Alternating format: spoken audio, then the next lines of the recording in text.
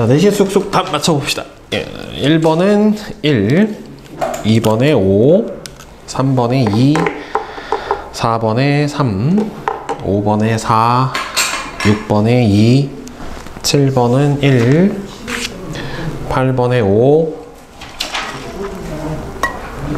9번에 4, 10번에 5, 11에 4, 12에 5, 13에 2, 14에 1, 15에 2, 16에 2, 17에 3, 18은 C, 19에 5, 20에 5, 21에 5, 22에 4, 23에 4, 24에 4, 25는 1, 그 다음에 26번 시베리아 기단은 여기서 A죠. 시베리아 기단은 이렇게 보면은 고위도 대륙성 기단에 해당이 되기 때문에 고위도 대륙 기단에 해당이 되죠. 그래서 기온은 어떻게 됩니까? 낮고 습도는 어떻게 됩니까? 건조하다. 그러니까 낮고라고 보다는 한랭 건조하다.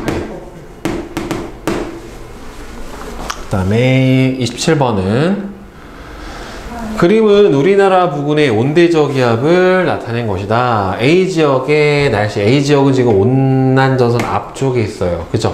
따라서 기온은 낮고 구름은 층운형 구름이 생기고 그 다음에 강수는 장시간의 이슬비고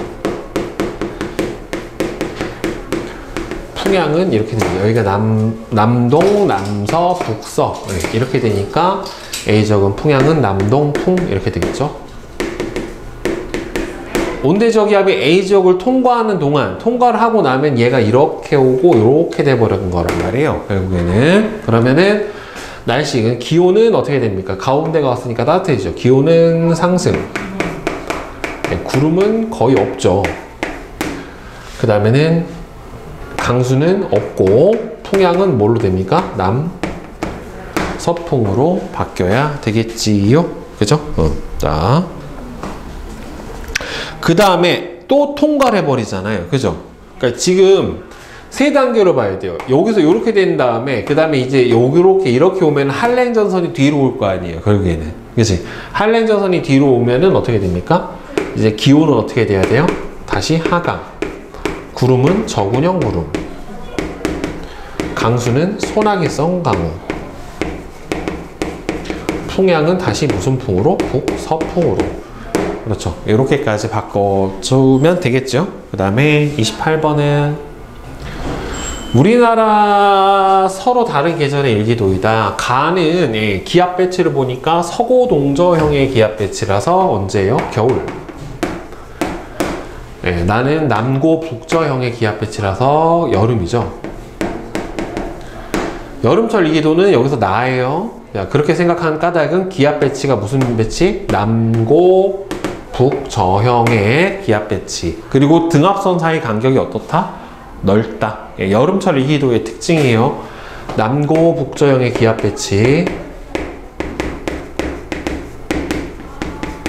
그 다음에는 등압선 사이 간격이 넓다.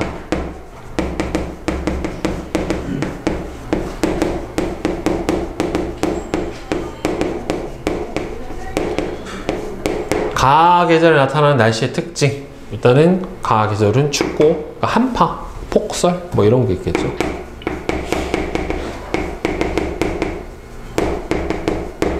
네, 이렇게 되겠죠. 그 다음에 옆에 실력 탄탄은 1번은 1, 2번에 1, 3번에 3. 네. 질문.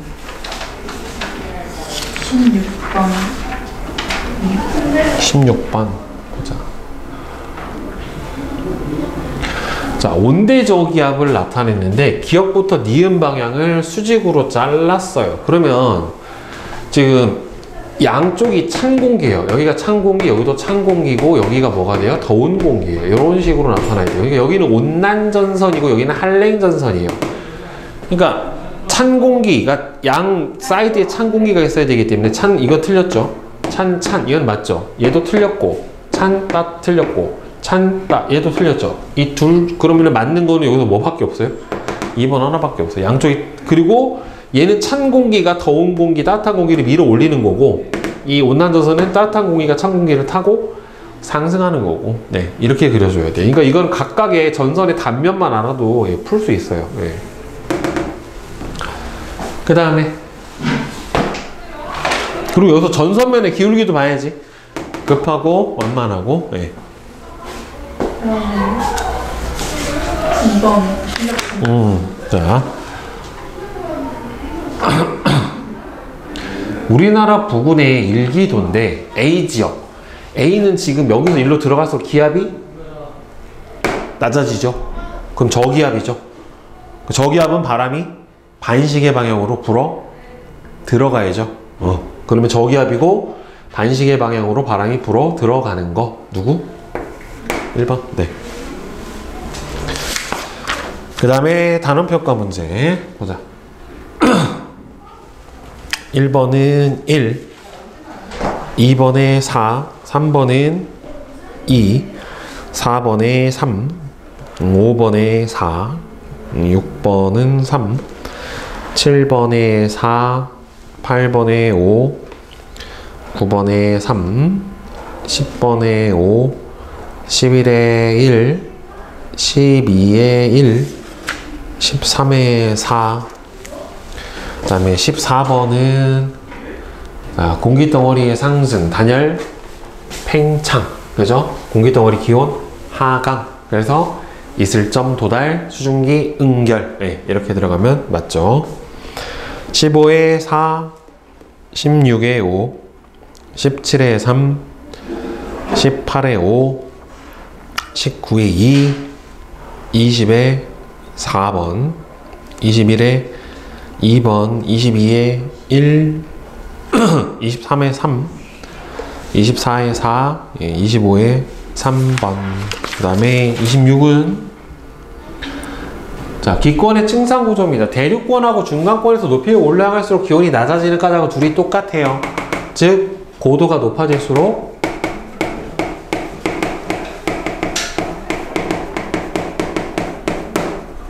지구에서 방출하는 지구 복사 에너지의 흡수량이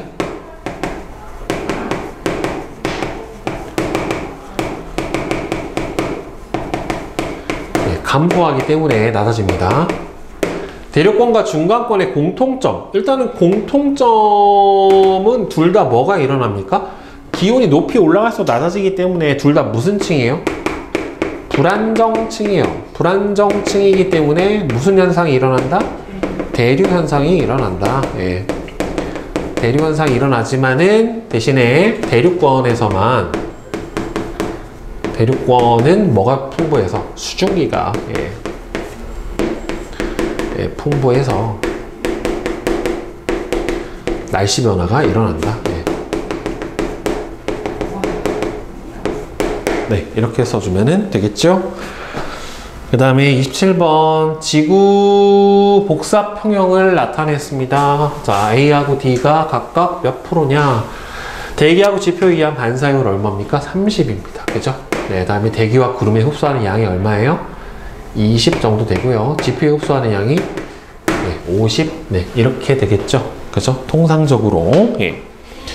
그래서 대신에 그러면 나가는 양도 얼마야 돼? 반사가 30이니까 나머지 들어왔다 나가는 것까지 합쳐서 100이 돼야 되니까 D는 70 이렇게 돼야 되겠죠. 그죠? B, C, D의 관계는 결국에는 B하고 C하고 D의 관계는 B하고 C하고 어떻게 돼야 돼요? B하고 C하고 더한 게 결국에는 방출되는 양 D하고 같아야 되죠. 지구의 복사평형에서 대기가 하는 역할과 그 결과를 쓰시오. 자, 따라서 대기는 하는 역할이 뭐예요? 지구 복사 에너지를 흡수해서 지표로 재방출해서 지구의 평균 기온을 상승시키죠. 또는 지구의 온도 변화를 적게 해준다. 뭐 이렇게 써도 되고요. 자, 그 다음 28번. 기온에 따른 포화 수증기량을 나타냈는데, 자, 현재 기온이 25도고요. 이슬점이 15도면은 현재 포함하고 있는 수증기량은 얼마예요? 10.6이라는 소리죠. 결국에는 현재 수증기량이 얼마예요? 10.6이에요. 그 다음에 현재 기온이 25도니까 25도에서의 포화 수증기량은 얼마가 됩니까? 20 이렇게 되겠죠. 그죠? 그래서 곱하기 100 해주면 몇 프로? 53%. 네, 이렇게 되겠네요. 네. 그 다음에 29번. 구름이 만들어지는 경우 세 가지. 결국에는 구름이 만들어지는 경우는 공기가 상승하는 경우예요. 여러 가지가 있겠죠. 일단 첫 번째로는 지표가 가열될 때, 그 다음에 두 번째로는 뭐 저기압 중심, 그 다음에 세 번째로는 이게 그거잖아요. 원래 찬 공기가 더운 공기를 밀어 올릴 때, 또는 따뜻한 공기가 찬 공기를 타고 상승할 때, 그러니까 둘 다 뭐가 만들어질 때예요? 전선이 만들어질 때. 쪼개주려면 한랭전선이 만들어질 때, 뭐 온난전선이 만들어질 때, 네, 이렇게 쪼개서 설명을 해도 되겠죠. 그 다음에 30번은 오른쪽 그림은 우리나라 부근에서 1년을 주기로 풍향이 바뀌는 바람인데, 지금 이렇게 부는 방향은 남동계절풍입니다. 그렇죠? 언제 불어요? 여름이죠. 네, 여름이고 남동계절풍에 해당이 되고,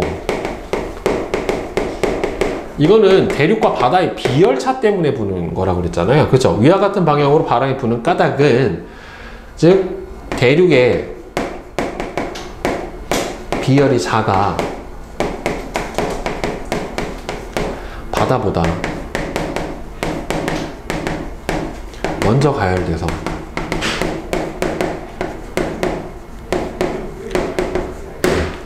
대륙의 비열이 작아 바다보다 먼저 가열이 되어 기온이 높아져 기압이 누구보다? 바다보다 낮아지기 때문에, 그러니까 해양 쪽이 고기압이 되는 거고 대륙 쪽이 저기압이 되는 거니까 고기압에서 저기압으로 바람이 불게 되겠죠. 네, 그래서 만들어지게 되는 거죠. 그 다음에 31번은 가와나는 북반구의 고기압하고 저기압에서 공기 연직 운동, 가가 상승 기류가 일어나는 걸로 봐서는 가가 저기압이죠. 나는 하강 기류니까 고기압이에요. 지표 부근에서 가와 나의 기압과 기압의 중심부에서 바람이 어떻게 부는지 각각 서술을 하시오. 가는 저기압이고 나는 고기압이에요. 바람은 저기압에서 어떻게 됩니까? 북반구 기준으로 했을 때 반시계 방향으로 휘어져서 불어 들어가죠. 고기압에서는 시계 방향으로 불어 나가죠. 시계 방향으로 휘어져서 불어 나가죠. 이게 북반구 기준이라고 했어요. 남반구는 방향만 반대로 바뀌면 되는 거고, 가와 나의 날씨는 저기압에서는 상승 기류가 발생을 하니까 구름이 생성이 돼서 흐리거나 비가 오죠. 근데 여기서는 하강 기류가 생성이 되니까 날씨가 맑죠. 그렇죠? 보통 기온이 높거나 날씨가 맑습니다. 그 다음에 32번. 자, 전선면의 기울기가 급한 걸로 봐서는 한랭전선이에요. 전선의 이름은 한랭전선에 해당이 되고, 이 한랭전선은 찬 공기가 더운 공기를 파고들어서 생성이 되죠. 이 전선이 통과할 때 발생하는 구름의 종류는 저군형 구름이 만들어지게 되겠고, 강수 구역은 전선 어디? 뒷면 좁은 지역에 소나기성 강우가 내리게 됩니다. 온난 전선은 전선 앞면의 넓은 지역에 이슬비, 장시간의 이슬비가 내리게 되죠. 네. 질문. 5번. 네. 보자.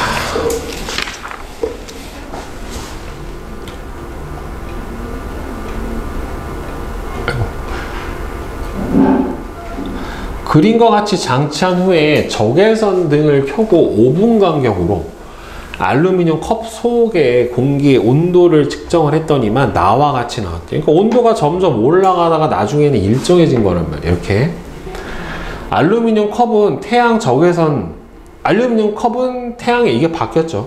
그죠? 컵이 지구고 태양이 적외선 등이죠. 복사 평형에 도달한 시간은 15분 정도니까 A 구간에서 컵이 방출한 에너지 양은 흡수한 에너지 양보다 더 적어야죠. 지금 왜? 온도가 상승하고 있으니까 흡수한 에너지 양이 방출한 에너지 양보다는 더 많아야 되는 거고, B 구간에서, 그렇죠, 여기가 복사 평형 구간이니까 온도가 똑같잖아요. 그러니까 흡수 에너지하고 방출 에너지 양이 같아야 되는 거니까 4번이 맞게 되겠죠. 그죠? 그 다음에는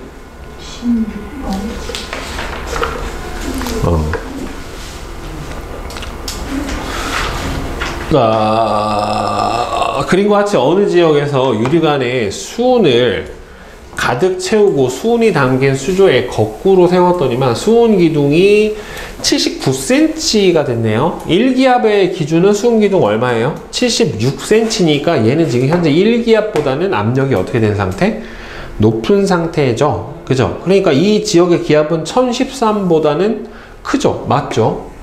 수은 기둥의 압력은 기압하고 같죠. 기울어도 똑같죠. 굵어도 똑같단 말이에요. 높이 자체는. 높은 산의 정상에서 실험하면은 기압이 낮아지니까 수은 기둥의 높이도 어떻게 돼야 돼요? 낮아져야 되는 거 맞아요. 굵기하고 상관없습니다. 굵던 가늘던 간에 어떻게 돼요? 높이는 똑같이 나타나요.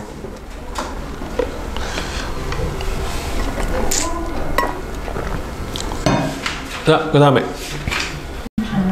없어요? 네. 운동 봅시다. 운동. 물리단원이에요.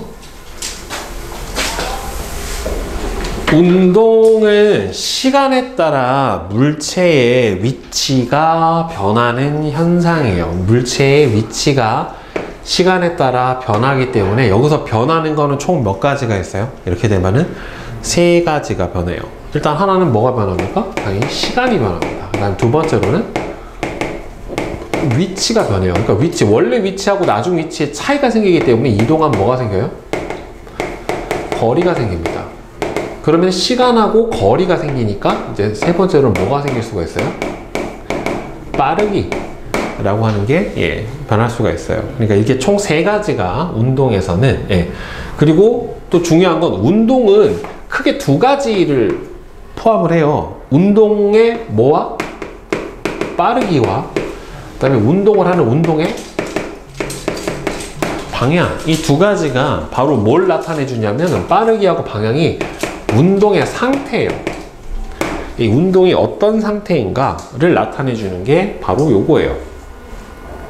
그리고 운동은 결국엔 시간과 위치와 빠르기, 이 3가지의 3요소가 어떻게 변하느냐를 따져주는 건데, 보면은 다중섬광 장치라고 하는 거는 계속 같은 시간 간격으로 빵빵빵빵 하고 사진을 찍어주는 거예요. 그래서 똑같은 시간 간격으로 물체의 위치를 사진을 찍어서 비교를 해주는 거고, 그래서 물체가 빠르게 운동할수록 요거하고, 그러니까 이 사진과 이 사진의 요 사이 간격이 어떻게 되는 거예요? 다 같은 거예요. 사진에 찍힌 물체의 그 사이, 그 물체와 물체 사이의 시간 간격은 전부 다 어떤 거기 때문에 같은 거기 때문에, 따라서 물체가 빠르게 운동을 하면 같은 시간 동안에 이동한 거리가 어떻게 돼야 돼요? 더 멀어진단 말이에요. 결국에는. 그죠? 그래서 물체 사이의 간격이 더 넓어요. 왜 그러냐면 우리 속력이라고 하는 개념은 앞에서 우리 1, 2학년 때 배워서 알고 있지만 속력은 뭐분의 뭐니까 시간분의 이동 거리가 되니까 따라서 같은 시간 동안에 이동 거리가 더 멀다라는 거는 그만큼 어떻게 된다? 빠르게 움직였다라고 생각을 해줄 수가 있게 되는 거죠. 그죠? 그래서 속력은 일정 시간 동안에 물체가 이동한 거리입니다. 보통 과학에서는 빠르기를 나타낼 때 이동 시간, 이동 거리는 보통은 미터, 그 다음에는 걸린 시간은 초를 사용을 해줍니다. 근데 보통 일상생활에서는 미터 퍼 세크보다는 킬로미터 퍼 아워를 더 많이 사용을 해주죠. 이거는 뭐예요? 1시간 동안에 이동한 거리예요. 그러니까 킬로미터 퍼 아워를 미터 퍼 세크로 만약에 변화를 시켜주면은 어떻게 되겠어요? 예를 들어서 20km per hour면 1시간 동안에 얼마를 간다는 소리예요? 20km를 간다는 소리니까 20km를 뭘로 바꿔줘야 돼요? 미터로 바꿔줘야 되니까 1000을 곱해주고 1시간을 초로 바꿔줘야 되니까 3600초를 3600을 곱해서 나눠주면 되겠죠. 그렇죠? 따라서 이렇게 지워주면은 36분의 200 미터 퍼 세크, 그러니까 4로 나눠주면 9분의 50 미터 퍼 세크. 네, 이렇게 되는 거예요. 여기는 단위는 보통은 미터 퍼 세크 또는 킬로미터 퍼 아워를 사용을 해주고요. 평균 속력이라고 하는 거는 평균을 낸다라는 거는 물체가 꼭 똑같은 속력으로만 운동을 하라는 법은 없기 때문에 물체가 운동을 하면서 속력이 중간중간에 어떻게 될 수 있어요? 변할 수도 있어요. 그런데 그 물체의 속력이 일정하지 않을 때 물체의 속력 변화는 고려하지 않고 그냥 산술적으로 이동한 전체 거리를 총 걸린 시간으로 나누어서 구해준 속력이 바로 뭐다? 평균 속력이다 라고 하는 겁니다. 그냥 단순히 전체 이동 거리를 걸린 시간으로만 나눠주면 돼요. 자, 그러면 선생님이 아까 운동 상태라고 하는 거를 나타내 주는 건 크게 몇 가지? 두 가지라고 그랬어요. 일단은 운동 상태는 얘가 어떤 운동을 하고 있나 운동 상태를 나타내 주는 거는 하나는 빠르기예요. 그리고 하나는 방향이에요. 근데 중요한 거는 운동 상태를 빠르기하고 방향으로 나타내 주는데 이 빠르기하고 방향이 변화를 하는가? 그렇지 않는가가 중요해요. 빠르기하고 방향이 변화를 하는가? 변하지 않는가가 중요해요. 그러니까 이게 만약에 빠르기하고 방향을 변화시키려면은 어떤 물체의 운동 방향을 변화시키려면 뭘 줘야 되겠어? 물체한테? 힘. 이렇게 날아오고 있는 공을 쳐서 반대 방향으로 보낼 수도 있고 그 다음에는 앞으로 가고 있는 자동차를 더 세게 밀어가지고 더 빠르게도 해줄 수가 있다는 말이에요. 그러니까 이 운동 상태를 변화시키는 가장 중요한 요소는 뭐냐면 힘이에요. 힘 F. 힘이 있어야 운동의 빠르기도 변화시켜 줄 수가 있고 운동의 방향도 변화시켜 줄 수가 있어요. 그러면은 거꾸로 얘기하면 힘이 없으면 운동 상태 변화가 없어요. 그 운동 상태 변화가 없다는 소리는 두 가지예요. 빠르기도 일정하고 방향도 일정한 거예요. 변하지가 않는 거지. 아니면은 아예 빠르기하고 방향이 어떻게 되던가? 없던지. 그 빠르기하고 방향이 없으면 무슨 상태? 정지. 예, 정지. 그러니까 두 가지예요. 힘이 없으면 운동 상태 변화가 없으니까 운동 상태 변화가 없다는 소리는 빠르기하고 방향이 일정하던가 아니면은 정지던가 둘 중에 하나예요. 그래서 처음 나오는 이 등속 운동이 다른 말로 등속 운동이라고도 하고 등속 직선 운동이라고도 해요.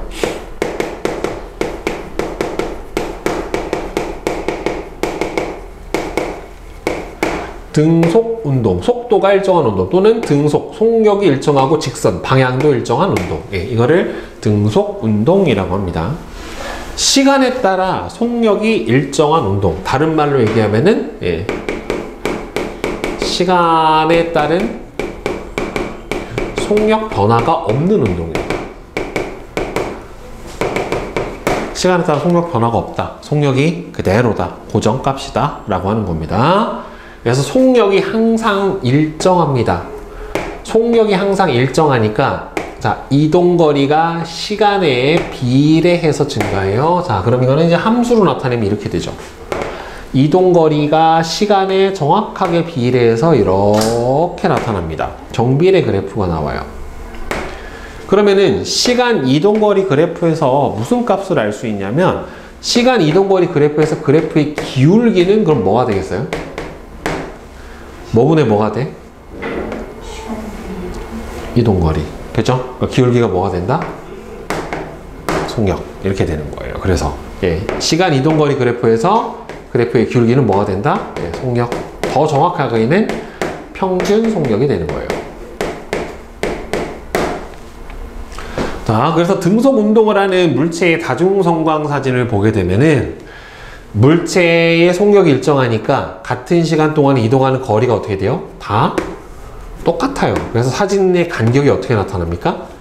일정하게 나타납니다. 그러니까 이게 사진이 찍힌 간격이 1초래. 그러면 얘가 0초 때 0, 1초 때 4, 2초 때 8, 3초 때 12, 4초 때 16이면은 매 초당 얼마씩 갔다는 소리예요?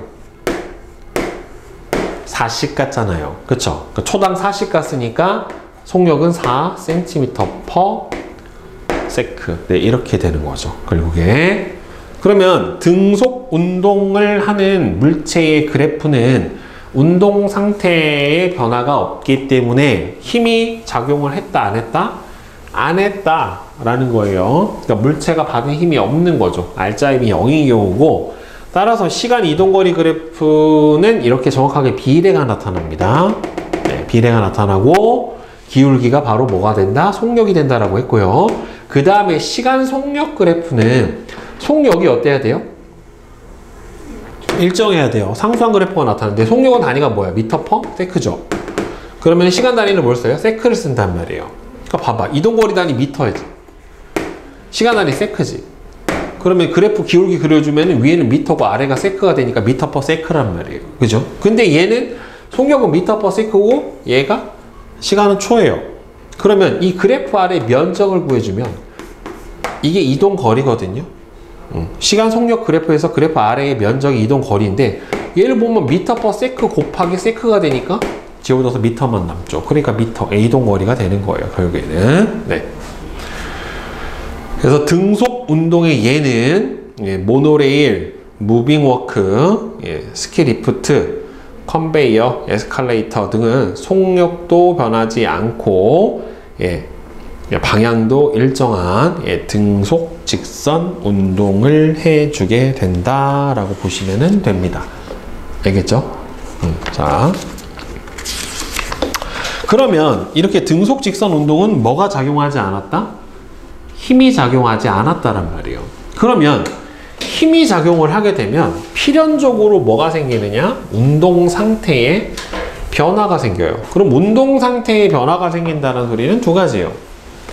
운동 상태 변화가 생긴다는 소리는 운동 방향이 변하든지 아니면은 뭐가 변하든지 빠르기가 변하든지 네, 둘 중에 하나란 말이에요. 자, 그래서 자연학화 운동은 이거는 뭐가 작용하는 운동이냐면은 중력이 작용하는 운동이에요. 정확하게는 중력만 작용하는 운동이에요. 다른 건 없이. 네. 공기 저항이 없었을 때 정지에 있던, 그리고 자연학화 운동은 무조건 처음에 무슨 상태에서 출발해야 돼? 정지 상태예요. 그러니까 이게 물체를 들고 있다가 그냥 놓은 거예요. 이렇게 휙 하고. 그럼 순수하게 뭐만 받아서? 중력만 받아가지고 중력으로만 운동하게 되는 거예요. 그래서 모든 자연학화 운동은 처음 속도가 0이에요. 0. 정지했던 물체가 중력만 받으면서, 근데 중력은 힘의 크기가 어떻게 돼요? 일정해요. 그래서 일정한 중력만 받으며 아래로, 아래, 정확하게는 연직 아래로 지구 중심 방향으로 떨어지는 운동을 자유낙하 운동이라고 얘기를 해줘요. 그리고 속력이 변합니다. 힘이 있기 때문에 운동 상태의 변화가 생겨요. 그래서 속력이 변하는데 지표면 근처에서 자유낙하하는 물체의 속력은 자 1초에 9.8m/s씩 속도가 증가합니다. 이거를 뭐라고 하냐면은 G 중력가속도 그래버티 액셀레이션이라고 해서 중력가속도 G 얼마냐면은 9.8m/s 제곱이에요. 이 가속도의 단위는 m/s가 아니라 m/s 제곱이에요. m/s 제곱은 1초당 속도가 얼마씩 빨라진다? 9.8m/s씩 빨라진다라는 의미예요. 그래서 중력 가속도 상수를 G, 속도 변화량 9.8을 중력 가속도 상수 G 이렇게 써줘요. 보통 9.8이에요. 그래서 자유낙하 운동 그래프는 힘이 작용하는 운동이기 때문에 낙하하는 동안에 속력이 증가하는데 어떻게 증가해요? 일정하게 증가해요. 이게 제일 중요해요. 왜? 중력의 크기가 어떻기 때문에? 일정하기 때문에. 예. 그래서 시간 속력 그래프가 속력이 일정하게 증가해요. 그래서 이렇게 시간 속력 그래프가 비례해서 나타납니다. 아까 등속도 운동은 어떻게 생겼어요? 시간 속도 그래프가 이렇게 나타났죠? 그죠? 그러니까 시간 속력 그래프가 이렇게 나타나니까 같은 시간 1초 동안에 이동한 거리가 어떻게 돼? 얘는 같은 시간 동안 이동한 거리가 같죠? 등속도 운동은. 근데 얘는 보면 같은 시간 동안 이동한 거리가 점점 늘어나죠. 이건 처음 1초, 그 다음 1초, 그 다음 1초, 그 다음 1초 이렇게 돼버리니까 점점 어떻게 됩니까? 늘어납니다. 그죠? 자, 속력이 매 초마다 9.8m/s씩 증가합니다. 그래서 이런 자유낙하 운동 같은 경우에를 뭐라고 하냐면은 등가속도 운동이라고 해요. 등가속도 운동이라고 얘기를 해줘요. 그래서 질량이 다른 물체의 자유낙하 운동이라고 해서 나왔는데 보면은 진공 상태, 그러니까 뭐가 없어야 돼요? 공기 저항이 없는 상태에서 질량이 서로 다른 두 물체를 같은 높이에서 동시에 떨어뜨리면 동시에 바닥에 도달을 해줘요. 즉 물체의 종류나 모양, 질량에 관계없이 뭐가 일정하게 작용하는 거냐면은 중력 가속도가 일정한 거예요. 중력 가속도가 일정해서 자유낙하할 때마다 속력이 1초마다 9.8m/s씩 증가를 하게 돼요. 그러니까 이게 잘 생각해야 되는 게 중력이 큰 거랑 중력 가속도가 큰 거랑은 다른 개념이에요. 자, 질량과 무게를 구해줄 때 질량은 단위를 뭘 씁니까? 킬로그램을 사용을 해줍니다. 무게는 단위를 뭘 써요? 그래? 킬로그램? 질량은 그냥 물체가 갖고 있는 고유의 양이고 무게는 지구가 질량이 있는 물체를 당기는 힘이에요. 뭘 써요? 뉴턴이에요. 뉴턴. 그러면은 1kg은 몇 뉴턴? 9.8뉴턴이에요.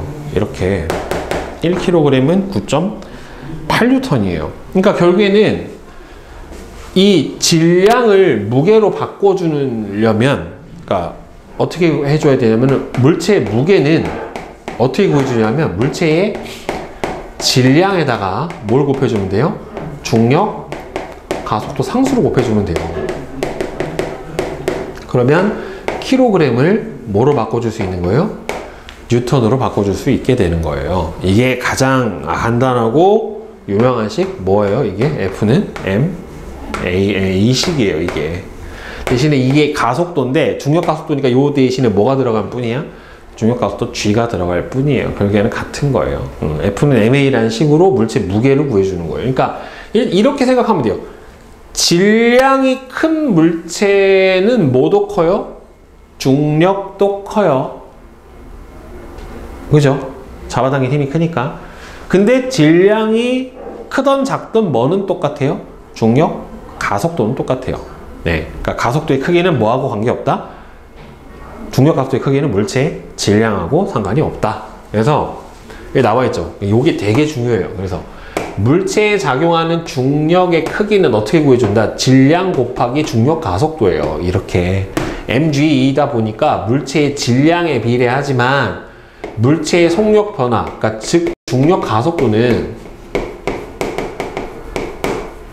질량하고 상관없이 일정합니다. 그래서 공기저항이 없으면은 깃털을 떨어뜨리나 쇠구슬을 떨어뜨리나 어떻게 떨어져요? 둘 다 같이 동시에 떨어져요. 그런데 공기저항이 있으면은 공기저항을 많이 받는 깃털이 더 천천히 떨어지게 되는 겁니다. 네. 자, 그러니까 이렇게 생각해야 돼요. 질량이 5kg짜리, 3kg짜리, 0.6kg짜리 공이 3개가 있었을 때 이 중 자, 가장 큰 중력을 받는 거는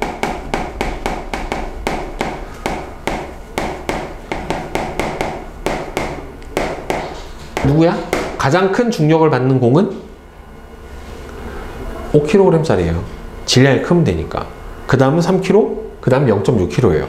근데 가장 큰 중력 가속도를 받는 공은? 이라고 물어보면은 다 같다? 라고 대답을 해줘야 돼요. 그래서 동시에 떨어지는 겁니다. 알겠어요? 이게 왜 그러냐면 이게 이제 식으로 잠깐 설명을 드릴게요. 중력은 선생님이 어떻게 구해준다고? mg예요. 물체가 받는 중력은 mg예요. 이게 F는 mg인데 얘네들이 운동을 할 때 F는 ma로 운동을 하게 된단 말이에요. 근데 얘가 받는 힘이 뭐가 돼요? 중력이에요. 그럼 여기다 넣어줘봐. mg가 뭐가 되니까? ma가 되니까 질량이 지워져. 그래서 가속도가 그냥 중력 가속도예요. 그래서 똑같아요. 질량이 얼마 건가는 상관이 없어요. 결국에는. 자, 여기서 나와있죠. 중력의 크기는 다른 말로 물체의 무게하고도 같아요. 그래서 자유낙하는 물체에 작용하는 중력의 크기는 물체의 뭐와 같다? 무게와 같다. 물체의 무게라고 하는 거는 지구가 물체를 잡아당기는 힘이에요. 지구가 물체를 잡아당기는 힘에 해당이 되고요. 물체의 무게는 중력 가속도에다 물체의 질량을 곱해서 mg로 구해주면 돼요. 중력 가속도 곱하기 물체 질량 대신에 단위는 뭘 써야 돼? 킬로그램. 알겠죠? 그래서 킬로그램을 뉴턴으로 바꾸려면은 뭐만 곱해주면 된다? 중력 가속도만 곱해주면 됩니다. 네. 그래서 봐봐. 등속 운동은 시간이 속력이 어떻게 돼요? 상관없이 일정해요. 그렇죠? 그래서 아까 시간 이동거리 그래프가 어떻게 나왔어? 시간 이동거리 그래프가 이렇게 비례하게 나왔죠? 이 그래프의 기울기가 속력이니까. 그치? 근데 얘는 봐봐. 자연낙하 운동은 속력이 시간에 비례하죠. 그럼 이동거리는 어떻게 나올까?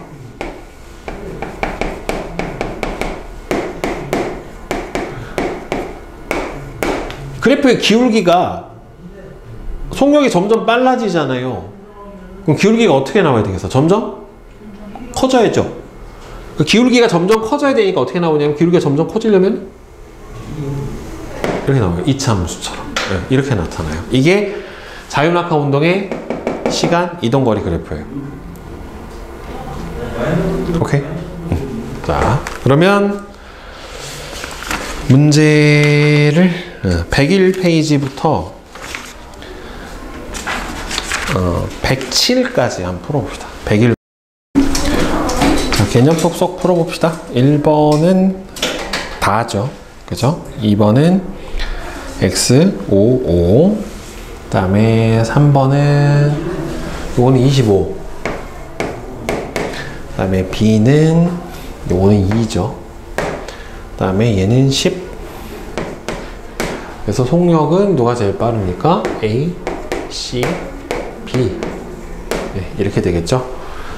그 다음에 4번은 얼마 나옵니까? 0.2m/s. 그 다음에 5번은 예, 시간 이동거리 그래프니까 그래프의 기울기가 속력이죠. 따라서 4. 그 다음에 5초 동안 이동한 거리는 요 그래프 아래에 면적을 보여주면 되니까 20. 6번은 기억, 니은, 리을. 네. 그 다음에 7번 x, 5, 5, x. 그 다음에 8번은 4. 그 다음에 9번은 자, 중력의 크기. 중력은 질량이 클수록 큽니다. 따라서 질량 B가 결국에는 중력의 B에 해당이 되겠죠. 2대 5대 10 이렇게 될 텐데 동시에 낙하했을 때 속력 변화의 B, 가속도는 질량에 관계없이 다 같죠. 그래서 1대 1대 1이죠. 그 다음에 10번은 자, 진공중. 나는 공기중. 나에서는 쇠구슬이 먼저 도달하고 가에서는 중력의 크기는 다르죠. 쇠구슬이 크죠. 속력 변화는 같습니다. 깃털이 받는 중력의 크기는 같죠. 중력의 크기 자체는 둘 다 어차피 똑같습니다. 그죠?